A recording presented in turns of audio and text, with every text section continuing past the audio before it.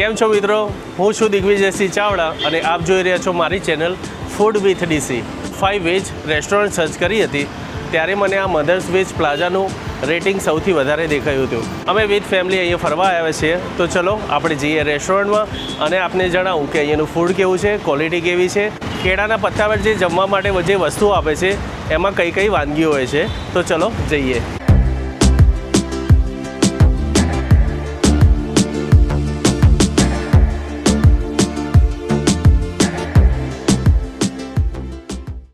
તો હાજી મિત્રો, આપણે બેસી ગયા છે અને સંધ્યા થાળી ઓર્ડર કરી છે 3. તો આ રીતની કૂપન આવે છે અને સંધ્યા થાળીનો ચાર્જ છે 240 રૂપિયા. 3 થાળી મંગાવી એટલે 720 રૂપિયા. બાકીનું બધું ઓર્ડર ડાયરેક્ટ આપ વેટર દ્વારા મંગાવી શકો છો. મિત્રો, છેલ્લા 8-9 દિવસથી કેરેલામાં રોકાયા છે. ત્રિવેન્દ્રમ ફર્યા, કોચિન સિટી ફર્યા, ઘણી જગ્યાએ આવી થાળી ખાધી. પણ આ થાળીનો વિડીયો સ્પેશિયલી એટલે બનાવું છું કારણ કે સૌથી વધારે ગૂગલ રિવ્યૂ કહો કે યુટ્યુબના વિડીયો સૌથી વધારે અહીંયાના વિડીયો બનતા હોય છે. ગોળ આપે છે અને થોડી કેળાની wafer, pickle, ginger pickle, okay, beetroot, okay, mango, amla, Aita, yes. Tumbo. Yes. Lilica. And Amla. Okay. Beans. Pineapple. Pineapple. ચોળી કે ગવાર જેવું લાગે છે પણ હોઈ શકે કે એનું લોકલ કોઈ શાકભાજી એના જેવું દેખાય છે. આદુના અથાણા, બીટરૂટ, કેરીનું અથાણું અને કચુંબર, રાયતું પ્લસ આ કંઈક પાઇનેપલનું કીધું. તો મિત્રો, ઘણી આઈટમો આવી ગઈ છે અને પાપડ પણ મૂકી દીધા છે બાજુમાં એક્સ્ટ્રા. અને હા, તો મિત્રો, ઘણી વસ્તુઓ આવી ગઈ છે થાળીમાં, એટલે કે આપણા કેળાના પત્તા ઉપર લાગે છે હજી રાઈસની આઈટમ ને સાંભારની આઈટમ બીજી ઇન્ક્લુડ થશે. Name please, name? Mix vegetable આવી ગઈ. ઓકે, મિક્સ વેજીટેબલ, બીટરૂટ, આલુ, હા,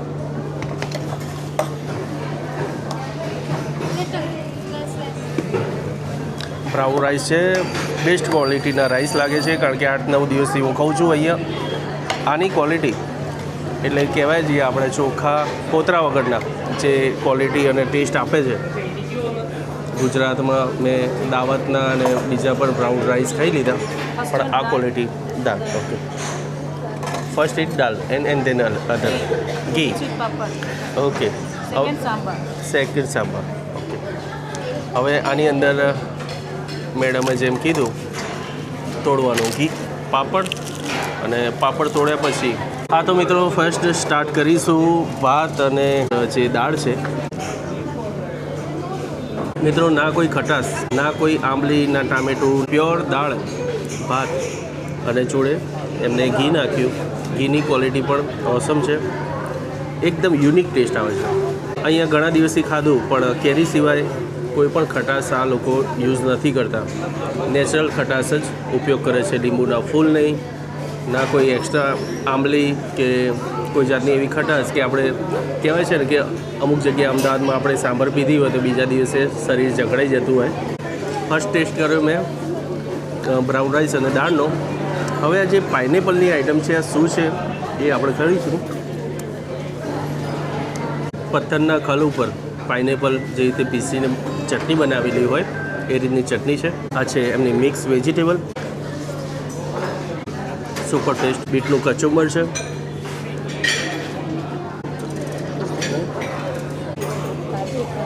આ આદુના ટેસ્ટવાળી ચટણી આ દાળ અને ભાત સાથે ઓસમ ટેસ્ટ આવે છે. ખરેખર બહુ જ મસ્ત. જો તમારું ગળું ખરાબ પણ હોય કારણ કે અહીંયા વરસાદની સિઝન ચાલુ જ છે અને આમ તો કેરેલામાં ગમે ત્યારે આવો ત્યારે વરસાદ તો જોવા મળે જ છે. વરસાદની સિઝનમાં તમને એવું લાગે કે અહીંયા ઠંડુ પાણી પી લીધું હોય અને ગળું ખરાબ છે તો આ રીતની ચટણી કે અહીંયાની રસમ તમારું ગળું હીલ કરી દે. મારી થાળીમાં જમવાનું તો ચાલુ જ છે પણ મેડમે જે મંગાવ્યું હતું એ હાલ જ આવ્યું. એમને મંગાવ્યું મિક્સ ઉત્તપમ, જોડે આપી 2 ટાઈપની ચટણી અને સાંભાર. એ પણ ચાખીને કહેશે કે એમને મિક્સ ઉત્તપમ કેવો લાગ્યો. બેક પિઝા હોય, બેક પિઝા એ રીતનો ટેસ્ટ લાગતું હશે. પિન્ટુભાઈ એમનું મંગાવ્યું all time favourite Chinese dosa. તો પિન્ટુભાઈ કેવું લાગે છે કહેજો.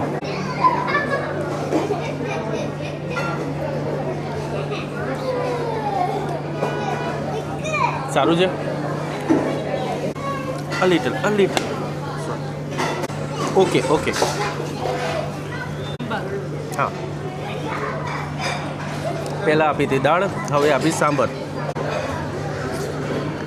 સાંભર ટેસ્ટ કરતાં ખબર પડી કે સાંભરમાં ફૂલ હિંગ નાખેલી છે.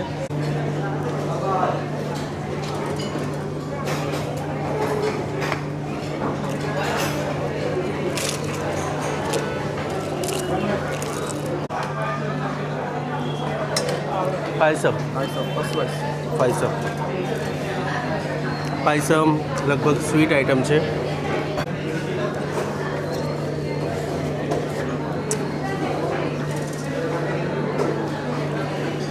એક્સપ્લેન ના કરી શકાય એવો ટેસ્ટ છે, પણ ઘણો મસ્ત લાગે છે. દોસ્તો, થાળીના ટેસ્ટની વાત કરું તો આ થાળીનો ટેસ્ટ એટલો ચટપટો અને એટલો મસાલેદાર નહીં લાગે, પણ pure authentic south Indian test આ થાળી આપશે એની ગેરંટી. હા, સ્વીટ વન. ઓકે. પાપડ. ઓકે. સ્વીટમાં પણ 3 આઇટમ છે ટોટલ. જો મેં પહેલાં ખાધો પાયસમ, હવે એમને કંઈક મૂંગ દાળ કે ખબર નહીં કઈ દાળ કીધી, કોઈ દાળનો બાફેલો શીરો હોય એવું લાગે છે.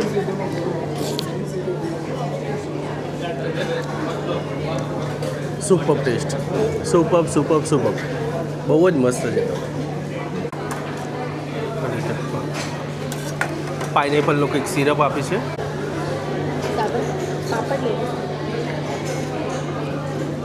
પાઇનેપલનો એક સ્વીટ સિરપ હોય, આપણે જેવી રીતે ચોકલેટ ચીઝ સેન્ડવિચમાં પાઇનેપલ ખાતા હોઈએ, તો સ્વીટ અને પાઇનેપલ મિક્સ જે ટેસ્ટ આપે એ જ આ સિરપ આપી રહ્યું છે. હા, આપણે જે સેવૈયા કહીએ, અને આ જસ્ટ લાઈક એક બેસનની પૂરી કે ખબર નહીં શું છે, પણ આ મિક્સ કરીને ખાવાનું હોય છે. તો જણાવો એનો પણ ટેસ્ટ કેવો છે.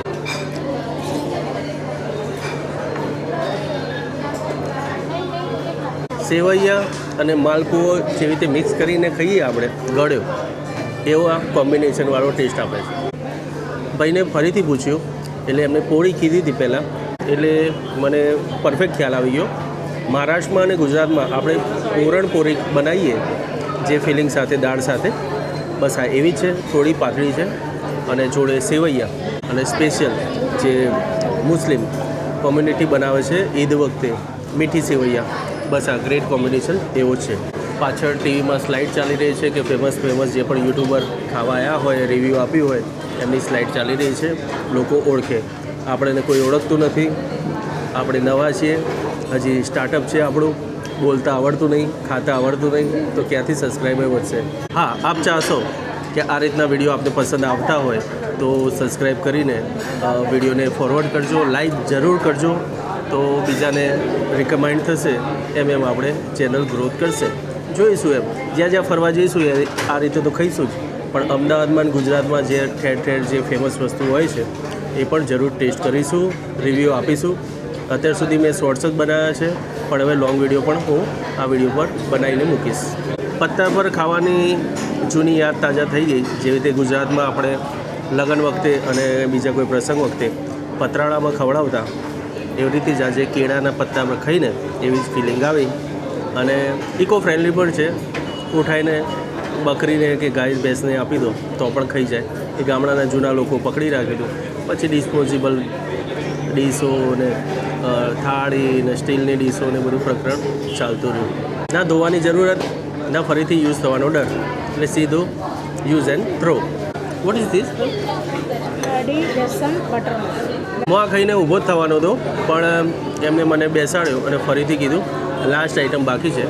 એમાં છે કઢી,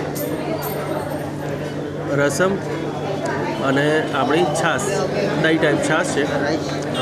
નો sir, no more. Thank you very much. પહેલાં ટેસ્ટ કરીશું કઢી. આજે તો બધું પેટમાં કઢી જેવું જ થઈ ગયું. પ્રોપર ખાટી કઢી. કાઠિયાવાડી કઢી ખાતા હોઈએ ખાટી, વલોણાના દૂધની છાશની એવું લાગે છે. રસમ,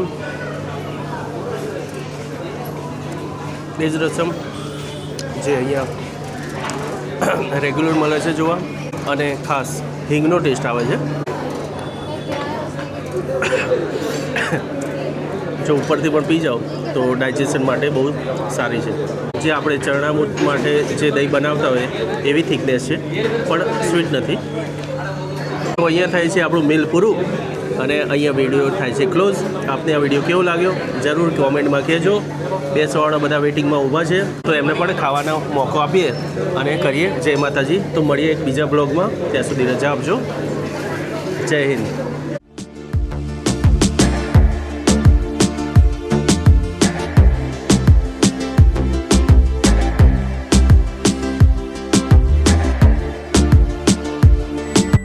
Audio Jungle.